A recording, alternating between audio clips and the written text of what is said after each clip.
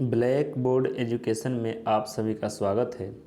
इस वीडियो में हम यूनिट और डायमेंशन से संबंधित ऑब्जेक्टिव क्वेश्चन बताएंगे। अगर आप हमारे चैनल पर नए हैं तो हमारे चैनल को सब्सक्राइब और शेयर ज़रूर कीजिएगा। इसमें जो यूनिट और डायमेंशन का ऑब्जेक्टिव क्वेश्चन है यह आपके किसी भी कंपटीशन के एग्ज़ाम में पूछता है, तो इसे पूरा देखिएगा और नोट ज़रूर कर लीजिएगा। अगर आपको पीडीएफ चाहिए तो हमारे टेलीग्राम को ज्वाइन कीजिएगा, वहाँ से आपको पीडीएफ भी प्राप्त हो जाएगा। ठीक है, अब देखते हैं। पहला कह रहा है the dimensional formula for Planck's constant is. Planck's constant स्थिरांक के जो बीमा होता है, बीमा सूत्र कितना होता है? तो देखिए, प्लैंक्स कांस्टेंट को हम h से लिखते हैं और h बराबर होता है E/न्यू। ठीक है, जहाँ E एनर्जी है और न्यू फ्रीक्वेंसी है। तो H जो है प्लैंक्स कांस्टेंट है और प्लैंक्स कांस्टेंट के फार्मूला से हम यदि एनर्जी का निकालेंगे तो हो जाएगा m होता है mL² और T-2, जबकि फ्रीक्वेंसी का होता है पर t। और जब इसको हम सही से लिखेंगे, जब t ऊपर जाएगा प्लस में हो जाएगा तो आ जाएगा इसका राइट आंसर B हो जाएगा mL² T-1। इसलिए प्लैंक्स कांस्टेंट का यदि आपसे डायमेंशन पूछता है तो हो जाएगा mL² T-1। यदि यह ऐसा यूनिट पूछता है तो हो जाएगा जूल सेकेंड। ठीक है, क्योंकि एनर्जी का होता है जूल और फ्रीक्वेंसी का होता है पर सेकंड, जो ऊपर जाएगा तो हो जाएगा जूल सेकेंड। ठीक है, तो इसे भी याद रखिएगा, यह ऐसा यूनिट है जूल सेकेंड, जबकि इसका डायमेंशन होता है mL² T-1। इसके बाद अगला क्वेश्चन कह रहा है light year is unit of. प्रकाश वर्ष मात्रक है, किसका मात्रक है? तो अब ऑप्शन देख लेंगे। यहाँ पर कह रहा है टाइम, जो कि बिल्कुल गलत है, डिस्टेंस। तो इसका राइट आंसर बी हो जाएगा, डिस्टेंस का मात्रक है लाइट ईयर। और एक लाइट ईयर बराबर कितना होता है? याद रखिएगा 9.46 गुना 10⁻15 मीटर। एक लाइट ईयर बराबर इतना होता है। ठीक है, एक लाइट ईयर बराबर इतना होता है, याद रखिएगा, यह भी मान पूछ देता है और यह समय का मात्रक है। इसके बाद कह रहा है तीसरा question the dimension of kinetic energy is same as that of. गतिज ऊर्जा के आयाम समान है, किसके समान है? ऑप्शन दे दिया है फोर्स मतलब बल, प्रेशर मतलब दाब, वर्क माने कार्य, मोमेंटम मतलब संवेग। तब देखना है कि किसके बराबर होता है डायमेंशन। तो अब सबके हम यदि डायमेंशन बता दें, फोर्स का जो डायमेंशन होता है यह होता है mL/T-2।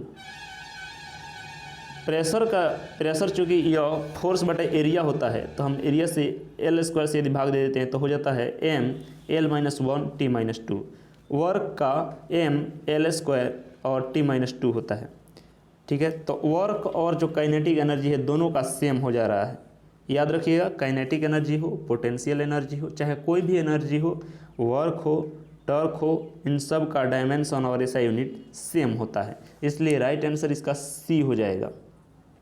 ठीक है, कार्य का जो डायमेंशन और ऐसा यूनिट काइनेटिक एनर्जी या पोटेंशियल एनर्जी या कोई भी एनर्जी हो या टॉर्क हो, सबका या हीट हो, सबका डायमेंशन सेम होता है। वह कितना होता है? mL² T-2। इसके बाद कह रहा है which of the following pairs has the same dimensions. निम्नलिखित में से किस युग्म के आयाम समान हैं? अब इसमें देखना है कि किसका डायमेंशन सेम है। तो देखिएगा, कह रहा है specific heat and latent heat, दूसरा है इम्पल्स एंड मोमेंटम, तीसरा है सरफेस टेंशन और फोर्स, और चौथा है मोमेंट ऑफ इनर्शिया और टॉर्क। तो ध्यान देने वाली बात है कि इसमें सबके डायमेंशन हमें याद होना चाहिए, तभी बन पाएगा। तो देखिएगा, इसका राइट आंसर जो बी हो जाएगा, संवेग और आवेग और संवेग, चूँकि दोनों का क्या होता है mL और T-1। ठीक है, क्योंकि इसका फार्मूला होता है मोमेंटम का mv। तो मास गुना वेलोसिटी mL-1, यह मोमेंटम और इम्पल्स दोनों का डायमेंशन होता है इतना। तो याद रखिएगा, इसका राइट आंसर बी हो जाएगा। बाकी किसी का डायमेंशन सेम नहीं आएगा। फिर जो है किसी वीडियो में आपको पूरा बता देंगे कि कितना कितना सबका डायमेंशन होता है। हालांकि आपको बता दे रहे हैं फोर्स का जो होता है ml² होता है, जबकि सरफेस टेंशन का क्या होता है, फोर्स बटा लेंथ होता है। तो ये हो जाता है m और उसमें l नहीं रहेगा, T-2 हो जाएगा। ठीक है, उसी तरह से टॉर्क जो है वर्क का होता है। तो राइट आंसर इसका बी ही आंसर सही हो जाएगा, याद रखिएगा।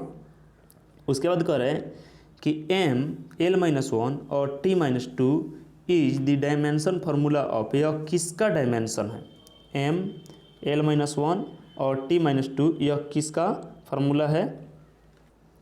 तो देखिएगा इसमें अब ऑप्शन दिया है फोर्स का डायमेंशन कितना होता है ml-T-2। ठीक है, उसके बाद कह रहे फ्रिक्शन, कोफिशिएंट ऑफ फ्रिक्शन, तो इसका कोई डायमेंशन नहीं होता है। और एनर्जी का आप जानते हैं ml² और T-2 होता है।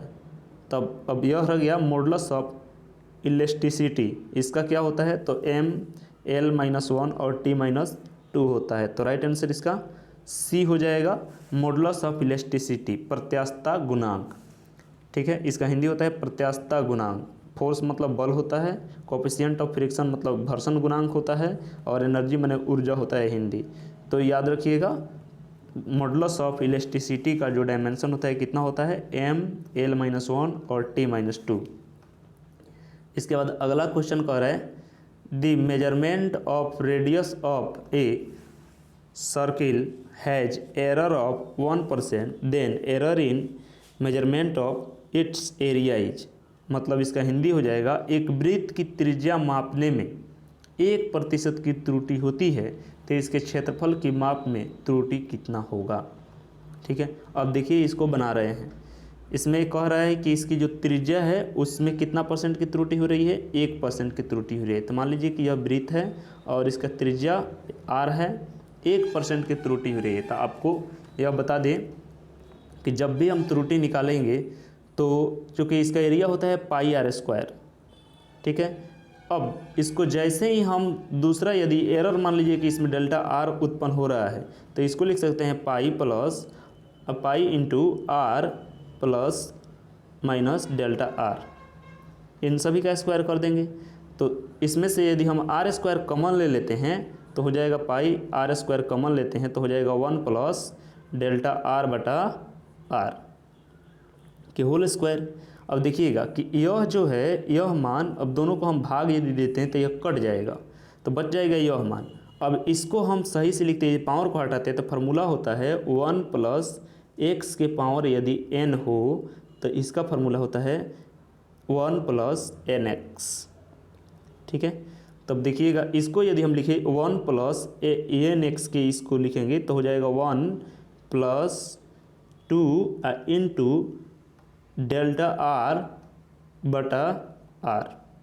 ठीक है, अब ध्यान देने वाली बात यहाँ पर यह है कि यह जो मान आया है इसको फिर से हम घटाएंगे यदि समीकरण 1 से तो यह कट जाएगा, बच जाएगा हमारा 2 डेल्टा r बटा r। और इसको % में यदि निकालते हैं तो चूँकि यहाँ पर 2 से हम गुना कर देंगे, फिर से देखिएगा हम लोग प्राप्त किए तो 1 प्लस डेल्टा r बटा r।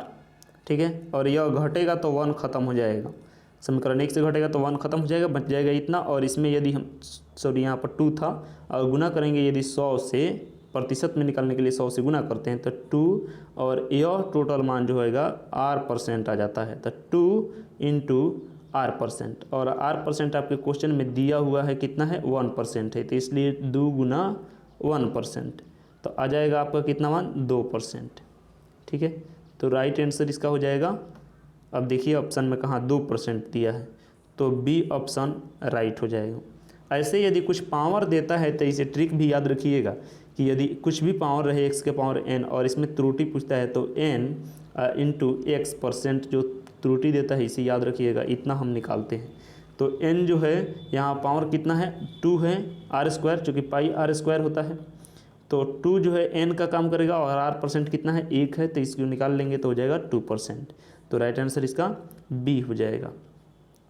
इसके बाद अगला क्वेश्चन कर रहा है कि 1 nanometre is equal to, 1 nanometre बराबर कितना होता है। तो नैनो का मान कितना होता है हम जानते हैं 10 के पावर -9 होता है। तो यहाँ पर मीटर में दिया है तो मीटर ही रहेगा, राइट आंसर इसका सी हो जाएगा। इसे याद रखना है। नैनो का मान होता है 10⁻⁻9 और 10⁻6 किसका होता है, माइक्रो का होता है, याद रखिएगा। 5 और 8 किसी का भी नहीं होता है, 3 के गुणज में ही होते हैं। इसके बाद करें joule is the unit of, joule इकाई है, किसकी इकाई है। अब ऑप्शन दे दिया टेम्परेचर, प्रेशर, उसके बाद एनर्जी और हीट। तो जूल किसका इकाई है, तो देखिएगा जूल जो है एनर्जी की इकाई है और हीट की भी इकाई है, इसलिए इसमें ऑप्शन तो ऐसा नहीं दिया है, तो राइट आंसर इसका सी और डी दोनों हो जाएगा।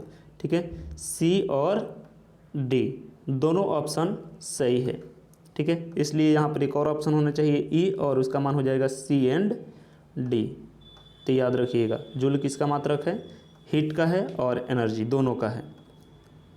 इसके बाद करे 1 फैदोम, ठीक है, 1 फैदम इज इक्वल टू, मतलब 1 फैदम कितना के बराबर होता है, तो 1 फैदम 6 फीट के बराबर होता है। तो राइट आंसर इसका ए हो जाएगा। 1 फैदम में कितना होता है, 6 फीट होता है, याद रखना है इसे, 1 फैदम बराबर 6 फीट। Thank you.